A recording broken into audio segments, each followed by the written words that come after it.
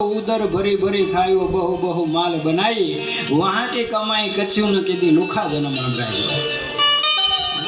आ तो परभवनी कमाणी होय ने तो न्या लई जवाय नकर लई जवा तो नथी। माરું બોલવું નકામું ને તમારું સાંભળવું નકામું। રંજ ઉતરી જવો જોઈએ, રંજ ન ઉતરે તો નકામું। જેમ દૂધ હોય ને, દૂધના બે ભ્રષ્ટ રૂપ છે। શક્તિ બે જ પ્રકારની, ત્રીજી શક્તિ નથી। એક હારી શક્તિ ને ખરાબ શક્તિ। એક જ શક્તિ કઈ સમય ખરાબ થાય નક્કી ને, ખરાબ શક્તિ ક્યારે હારી થઈ જાય નક્કી। એક સરસ ઉદાહરણ, ચીનની અંદર એક પરમાત્માના એક બુદ્ધ ભગવાનના શિષ્ય થઈ ગયા છે, યાહુ કરી। એમણે એક સરસ વાત કરી હતી કે શક્તિના બે પ્રકાર કેવી રીતે। શક્તિનો એક પ્રકાર દૂધ છે, પણ જો દૂધ બગડી જાય ને તો દહીં થઈ જાય।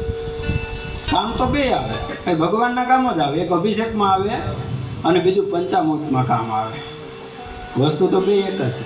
અને જો એ દૂધ બહુ તપે ને તો એ ઘી બને, એના દીવા થાય ને એના હવન થાય।